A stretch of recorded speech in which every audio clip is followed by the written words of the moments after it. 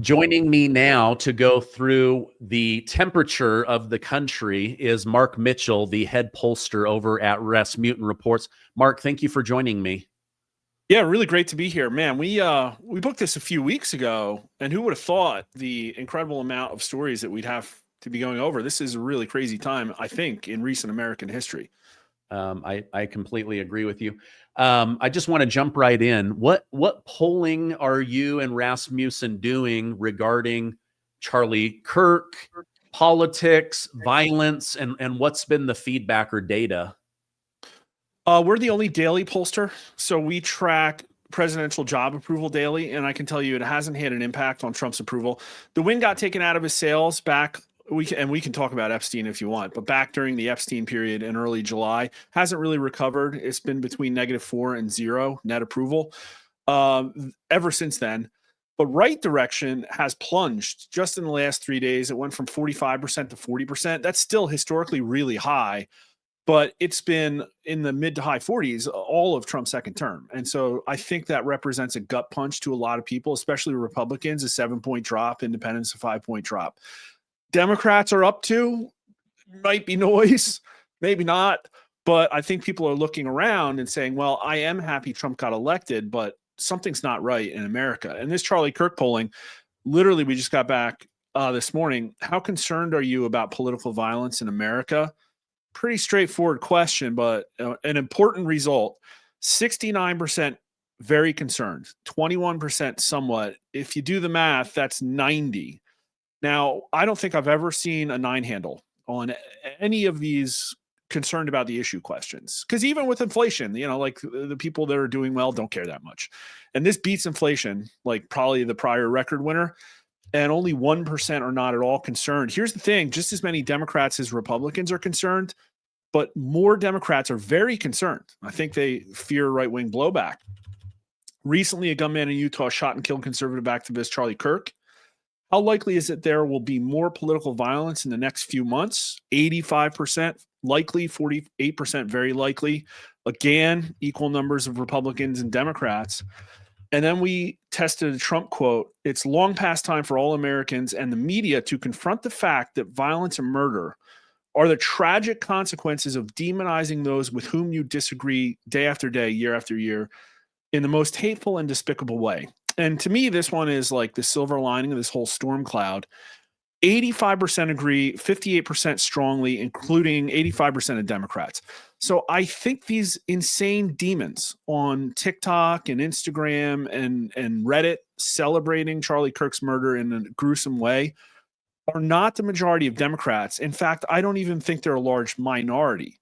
The problem is the way the Democrat ideology requires a forced consensus and ubiquitously pushes the absolute most radical left-wing views. And hopefully this will be, build resolve in them to stray from the plantation. I know we hear anecdotal reports of massive spike in Republican registration, but this is going to change the country. Like, this has catapulted itself to the number one concern for Americans. I don't know if it's going to stay there, but right now their eyes are open and they're looking for people to change this. And right now the media is not doing it. They're just piling on. And the Democrat politicians not really doing anything. And it's, it's cute that Mike Johnson had a vigil and a prayer service at Congress. But if the roles were reversed, Democrats would have taken aggressive action here. And it looks like only now the Trump administration is taking aggressive action. I applaud J.D. Vance and Stephen Miller for going after these terrorist networks.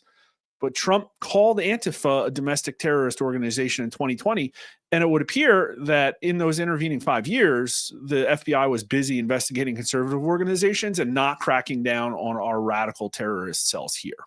Yeah, I covered that this morning. 92 groups, the FBI, the DOJ under Biden. Charlie Kirk's turning point was one of those. He got word that they were trying to jail him, take him away from his children. So when it comes to the violence, do you think some of that is the horrific video footage that circulated everywhere before it was taken down of his murder, on top of seeing these goblins and people celebrating, laughing, mocking? Do you think that left those two things left in the American mind? Like, we're not safe. And where's the morality? Like, nobody cares about life. It's okay to just mock the death of an innocent person. It's going to take a long time to, I think, measure the exact psychological impact, and we'll have a lot of questions. But already there were concerns with the American people. I forget off the top of my head, but it was a really large number of people who thought, oh, yeah, it's totally cool to burn down Tesla dealerships. That's an appropriate form of protest. And 27% of America thought that the CEO of United Healthcare being assassinated by Luigi Mangione was understandable because of the high cost of healthcare. And also, we have a similar question to that in the field now. We'll have it back Friday on Charlie Kirk, whether this was like understandable. And luckily, the early data shows that it's a lower number than 27. I hope it holds up. So hopefully people are waking up and saying, you know what, let's pump the brakes. I've taken this too far. But the visceral, disgusting, horrifying image is important, but also I think how important Charlie Kirk was. I think Donald Trump won because of Charlie Kirk. I think a lot of people know the name. And I think a lot of young internet connected people looked up to him because he helped. And these people are the most like brainwashed group, I think, of Americans we've ever seen, ever.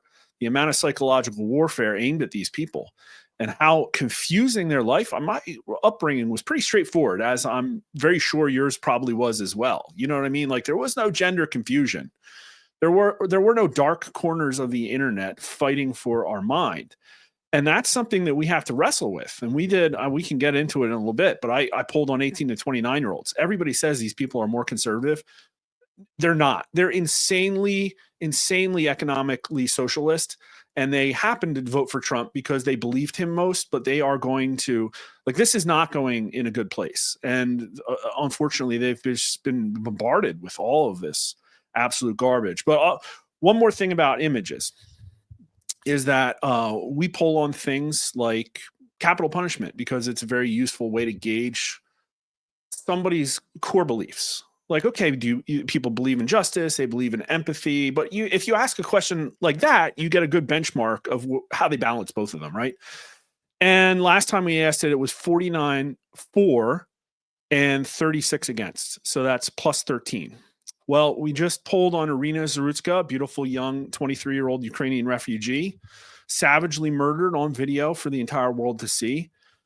61% of America saw a picture of that woman.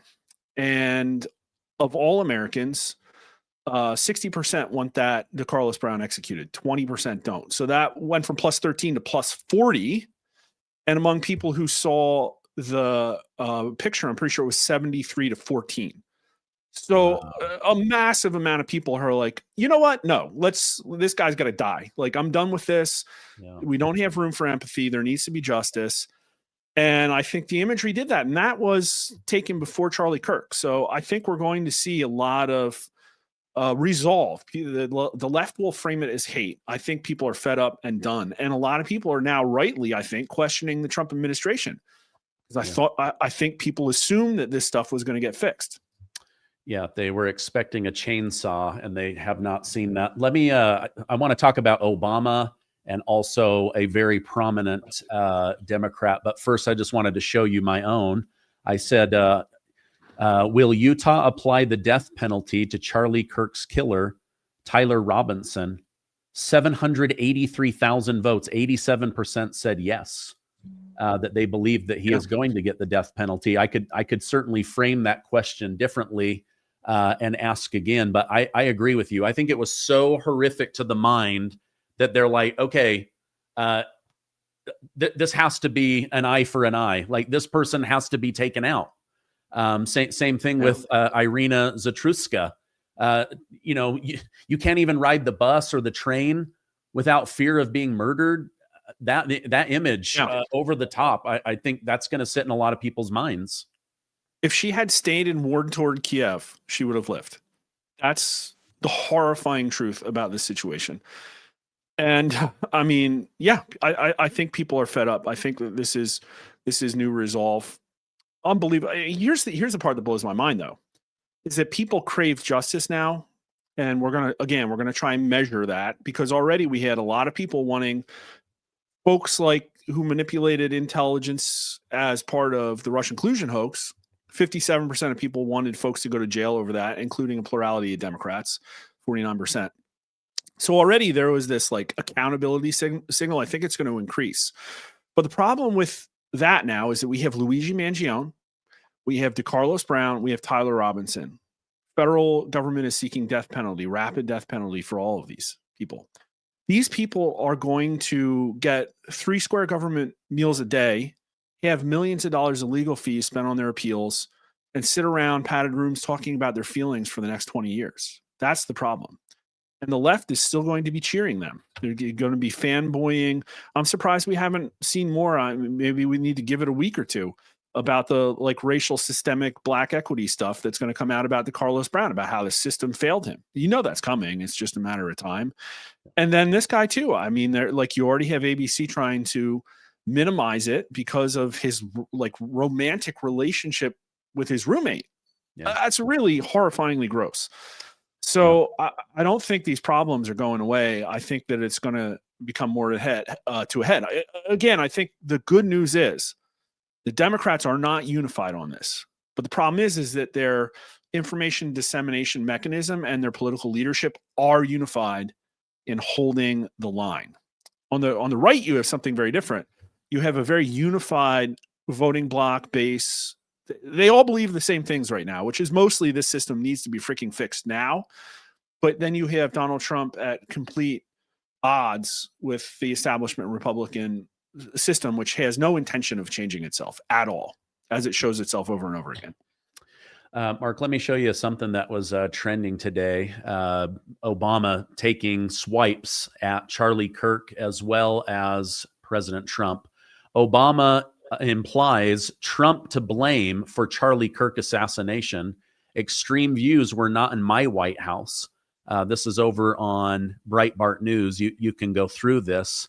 But basically, Obama then said that Trump wanted to use Kirk's assassination as a rationale for trying to silence discussion around who we are as a country and what direction we should go. He then claimed that when he had been in the White House, those extreme views were not in my White House. I wasn't embracing them. I wasn't empowering them. I wasn't putting the weight of the United States government behind extremist views. So you've got the most popular living Democrat president now basically trying to heap blame for this young man shooting Charlie Kirk squarely on Donald Trump, and then saying my White House was the exact opposite of that, and we didn't have this kind of danger for the country and for our voting bloc. Your thoughts on Obama's swipe at Trump and Charlie Kirk? Well, first, I would say I look at his Twitter feed and I see somebody that's less and less relevant and increasingly getting ratioed. And I love it because when he got involved in the Kamala Harris campaign, what did he do? He came out and made gaffes. Like, remember sitting around the black barbershop? It was really cringeworthy. This guy's time is gone and he's a narcissist. And I think he's trying to muscle in. But that's a disgusting message because I think a lot of people would blame this guy for the situation we're in. It's like, obviously, no. There was a lot less radical discussions when you were the president, but then you did the Smith Modernization Act, right? And then you probably linked up USAID to a lot of NGOs. And your administration conducted the color revolution in Ukraine that put us in the situation we are right now with the Ukraine-Russia proxy war. Like, there's a lot of things.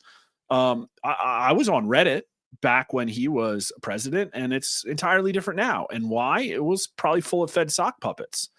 And so we have weaponized government. And I think, we saw very clearly the extent to which Hillary Clinton operated with him in order to essentially stage a peaceful coup of a sitting president. That's what they did with the Russian collusion hoax. That's pretty freaking radical. And they drove a lot of people insane to try and sell that hoax and that lie. MSNBC, Rachel Maddow every night. All that inflammatory stuff about, oh, we're going to get Trump's taxes. Oh, he's a Russian agent. Over and over and over again. They try to impeach this guy. So, yeah, I personally blame Obama for the extent to which America has entered this path of radical progressivism. Yeah. Bill Clinton certainly didn't talk like this. Yeah. Well, I mean, just think of the dominoes that the kinetic energy that he put in trying to tell half the country that the person they voted for was a Russian spy and that he was going to destroy the country and that he's a Nazi. Actually, he's not a Nazi. He's the leader of the Nazis. He's the new Hitler. In fact, over on Blue Sky, you have George Takei saying after Charlie Kirk's murder, Trump and his allies wasted no time crafting an insidious and baseless narrative that the left is violent, the right is under siege, and only they can restore order. Sound familiar? The Nazis tried the same playbook. So Democrats, our hands are clean when it comes to violence and rhetoric. These guys are crafting a narrative. They're taking advantage of Charlie Kirk. Oh, and who does this? The Nazis. The Nazis are the ones that do this. I mean, like, they're like, oh, you know what really inflamed people and made the country crazy? Talk about Nazis. Let's go with that playbook while saying they're using the Nazi playbook. If you've been living on credit cards just to cover groceries, gas, and bills, you know those interest rates are brutal. Why keep paying 20% or more to banks when you could call my friends at American Financing? They have mortgage rates in the fives, and they are showing people every day how to keep more of their hard-earned money and keep it out of the hands of credit card companies. Right now, American Financing is helping homeowners save on average $800 a month by using their home equity to wipe out high-interest debt. With no upfront fee and no obligation, and just a 10-minute call to a salary-based mortgage consultant. And here's the kicker. If you start today, you could save 2 mortgage payments, putting even more cash in your hands right now. Don't wait. Call American Financing now at 888-686-8030. That's 888-686-8030. Or visit americanfinancing.net/Gardner. Yeah, the cult is getting smaller and cultier, and they have created online monocultures that are radicalizing people in ways that we're just starting to realize.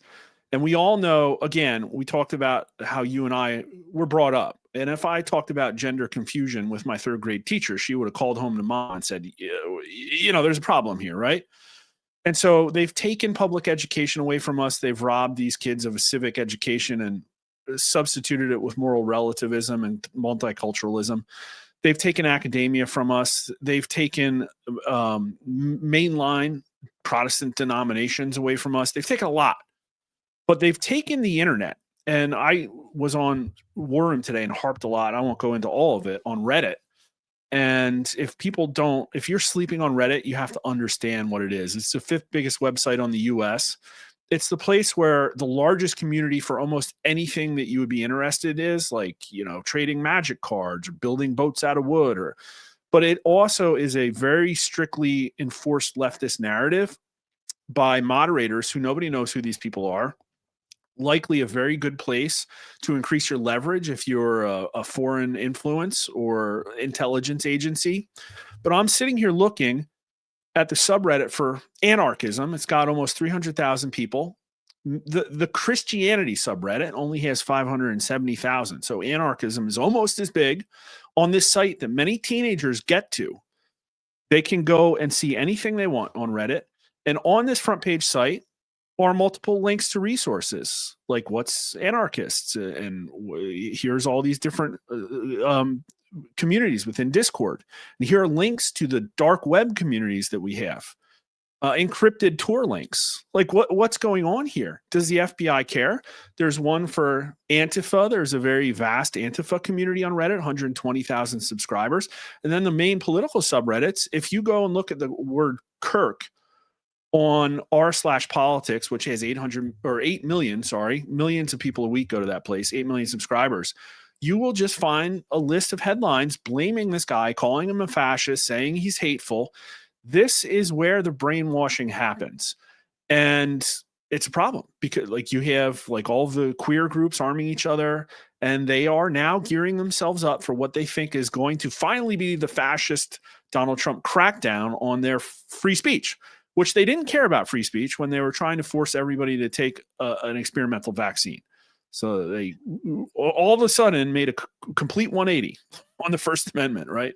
You weren't allowed to question the efficacy of stuff. You weren't allowed to question science. But now you have to tolerate calls to violence, calls to like essentially genocide. The stuff Hassan Piker is allowed to say on Twitch is disgusting. And finally, we're seeing some action. The news came out, I think, just a couple hours ago. They're going to call the CEOs of Reddit, Discord, Steam, and Twitch to Capitol Hill on October 8th to testify. And I'm going to be watching that one, I can tell you. Yeah, no, I will be too. I've seen that Hassan. I've also seen this Destiny guy who said that there should actually be more violence at conservative gatherings to scare them into controlling their leaders, basically. He then said he wasn't going to have any kind of pity for Charlie Kirk's wife, basically insinuated that she deserved it for being married to him. And then he admitted on a thing, like, I hated a guy so badly one time, I literally plotted all the details of murdering him. And then I decided, my income on Twitch is too good. I'm not going to do that. I mean, like, sicko people out there. Yeah, it's the left sphere of influencers is rewarded for these insane takes. Extremism sells. And if these people become any less extremist, they'll lose their audience. And there's no censorship. Amazon could tell Twitch to shut this down yesterday, and people are wondering, like, why is this still happening? It's a major problem. Destiny was kicked off Twitch, but he went to Kick, and it's a free speech platform, I guess. But like, there is illegal speech, and it's when there's calls to violence, and this clearly is one. But always action is taken on one side. I was put on the Global Engagement Center's list of most dangerous Twitter accounts just because we were asking questions about the vaccines and election integrity. So they came after us for free speech, and it only swings one way. Like you talked about, the 92 conservative organizations, they were kicking down the doors of septuagenarian old women who were at the Capitol riot while these organizations were arming insane people. And nobody cared at the FBI. And I can understand under Chris Wray, under Biden, why that might have happened. But what are we doing here? Like, where are the positive reports that we've... I was just thinking back to Twitter. Do you remember the first week of when Elon Musk purchased Twitter? It was absolutely insane. You know, we heard things out of Twitter every day. It's like, oh, day one, he's walking in with a sink. Oh, day two, he gave him the fork in the road email. Oh, day three, 40% of the company walked. Oh, day four, there goes another 30%. Like day five, they're all crying about not having their vegetable smoothies. Like, you know what I mean? That's how you clean an organization up. And that hasn't happened with the FBI, the CIA, the IRS, the DHS, like any of these people. And it has to. And I don't think like voters know what that looks like. I don't think they know how to ask for that. But that's why you see, like we've had people question crime before. We had people following the O.J. Simpson trial and looking at the evidence, but they believe the FBI. And now a lot of people don't. And it's because we saw the FBI getting corrupted under Biden. And most of the same people, as far as people know, are there. You can't just slap a new leader at the top and expect people to like it. Yeah, you and I had talked about that, where Dan Bongino and Kash Patel, they basically walked into the lowest level of trust, and they're trying to rebuild it, but they're being questioned on everything. Let me ask you this, just a final question: what kind of polling data are you guys getting about RFK Jr., about the COVID vaccine, about vaccines in general? Because I'm probably living in an echo chamber where I like RFK Jr. and I like the things that he's doing, but that doesn't mean the rest of America is. What kind of feedback are you guys getting? So let me start with a caveat for your YouTube censors. I am reporting public opinion fact, which means I ask people questions and I'm reporting to you the results. I'm not a doctor. I'm not interpreting things. I'm blah, blah, blah. Okay. We've polled on the vaccine a lot. In fact, we were the only pollsters except Rich Paris polled on vaccine side effects. We did that too, but then we polled on all the sudden death stuff. And the numbers are absolutely horrifying. Quick recap. I've said this on your show before, but 28% of Americans thought it was likely that the vaccine killed somebody that they know personally, side effects of the vaccine. Then we asked, okay, do you know somebody in your household who has died from the virus? And do you know somebody in the household who you suspect may have died from side effects of the COVID vaccine? The numbers were 11% and 10%. And we continue to poll on all this stuff. And we just polled last week, how likely is it the side effects of the COVID-19 vaccines have caused a significant number of unexplained deaths?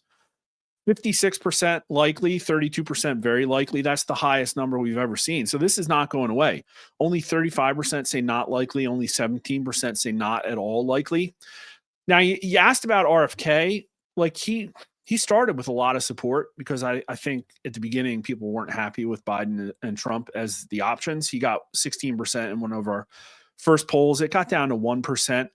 The thing is with all of Trump's cabinet heads is that voters are just not informed enough. And so I keep getting like middling numbers for him. It's 45% favorable to 47% unfavorable. It's not bad. But they just don't know. But what they do know is that, well, no, there's reasons that government should have criticism for how they handled the COVID-19 pandemic, 50%. Only 37% say that Kennedy's criticism of the CDC is unfair. And they're like roughly split 42-41 on whether it's okay that he fired CDC employees, but like they don't know the details. But this is like accountability again. The implication of that 11%, 10% number is that like probably many people like in the 50 range, were oofed by this thing. And if under a Trump administration, it's not torches and pitchforks to redress that grievance, then what are we even doing here? Like, are we just going to sweep that under the rug because we want to put lipstick on the Operation Warp Speed pig? I don't know. But Trump's done a lot of great things. Don't get me wrong. But unless there is significant change in the way we are governed in the remaining 3 years that we have, like it's only a dark future for us. Yeah. One thing that I just keep thinking about is, Elon Musk and the breakup between them, where I think he thought that Trump was going to behave like Javier Milei down in Argentina. And then he realizes that Congress does not want to change anything about spending. So, is Trump kind of a lame duck because when it comes to money stuff, all of that has to go through Congress? I just think a lot of the frustration with the American people is Congress going to be doing enough for me or enough to change? And if not, then they are very frustrated. But that's exactly the problem. And the first thing you'll hear out of the Senate and the Republicans is that they love their rules, the congressional Republicans.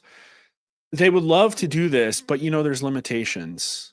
We'd love to confirm this appointee of Donald Trump, but darn this blue slip thing, and that's how they give their special interests and donors what they want. That's the ROI on the spend that is buying a senator. And let's be real, 72% of all senators have taken money from pharma. And the healthcare industry is $1.5 trillion in the US. We're talking about like a $50 trillion grift. This is not, the inertia is obviously not to change the status quo. But the problem is that Americans don't understand that. And only 58% of Trump's support in our polling came from Republicans. He got 42% from independents and crossover Democrats. So a lot of people were taking a flyer on Republicans and saying, all right, well, I guess we'll see what you'll do. And I think Trump is playing ball, but we have a whole bunch of polling that shows that Americans aren't very happy with the way that Republicans are supporting Trump. And I've been hammering this over and over again, calling them ineffectual, tagging them on Twitter, giving them ideas of what they could do. And right now, it feels like they've failed plan A, B, C, and D, and they're working on plan E, which is, well, maybe some of the state Republican parties will bail us out with redistricting.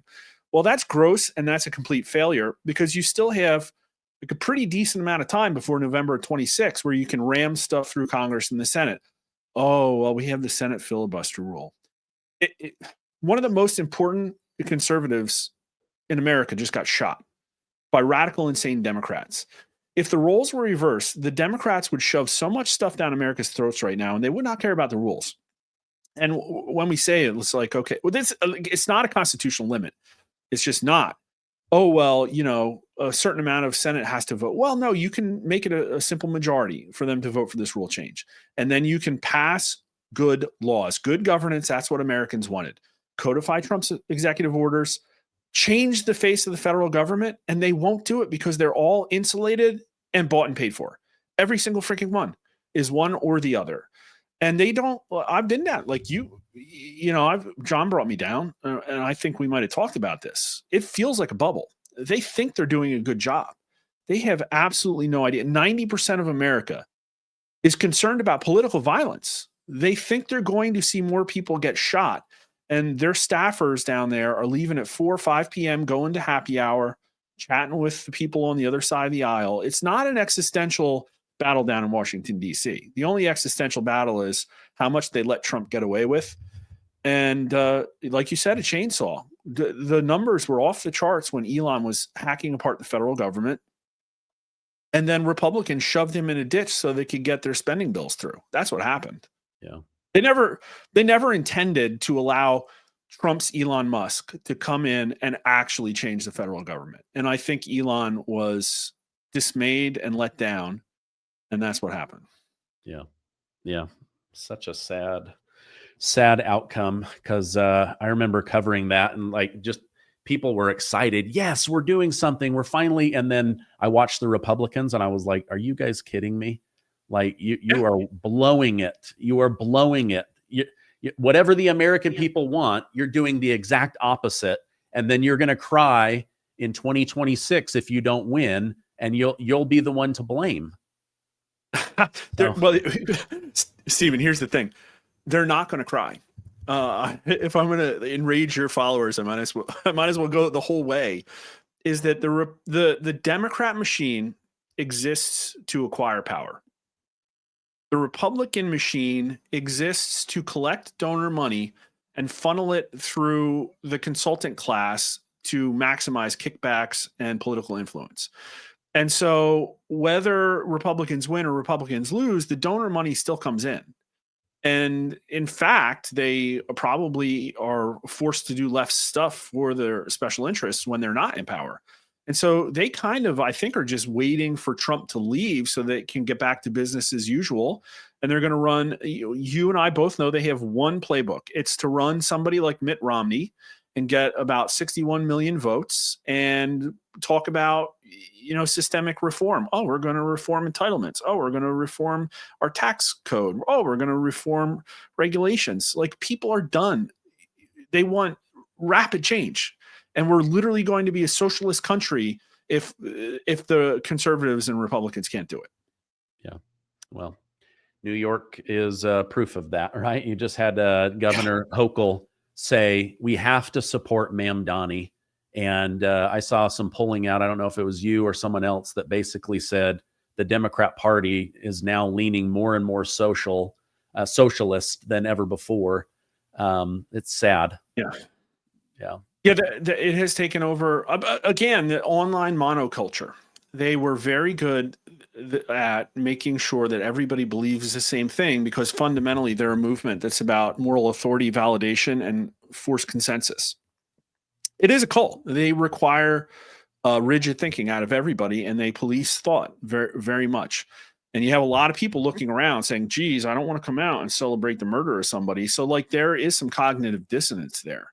Yeah. I mean, it's a real problem. But yeah, Mamdani, he's going to be, I guess, the face of their movement. And, Bernie Sanders is doing pretty well. We did a matchup and he beat JD Vance. So, and with the 18 and 29-year-old polling, we had in 18 and 29-year-olds, 18 to 39-year-olds, we had them go to Kamala Harris by 4 points, which was incredible considering that Hillary Clinton did over 20 with them. So that's a massive shift towards Donald Trump. But then we asked a whole bunch of questions about socialism, and it turns out, like 76% of self-ID'd Republicans under 40. Agree with nationalizing major industries, including healthcare, tech, and energy. And a strong majority of self-ID'd Republicans and also Trump 2024 voters agreed with income caps. Only 1/3 were against income caps. Over 50% believed in confiscating excess wealth.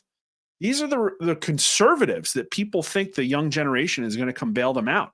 If they can't get Trump, they are not going to vote for Mitt Romney. They are going to vote for freaking Bernie Sanders.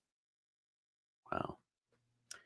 Well, yeah, when life gets expensive, this is what the Democrats have done. You know, the government will help you. The government is the answer. Wow. Mark, this has been, go ahead. Were you going to say something? No, we have a whole generation of young people who don't even understand what conservative ideals are, let alone think that they'll work for them. And quite frankly, Republicans and the Uniparty have given free market capitalism a bad name. We don't have free market capitalism. This is like globo homo late stage capitalism, klepto crony capitalism. Like that's what we have right now. And of course, the young people who can't start families are going to be irrationally fearful and vote for insane changes in the way we operate things.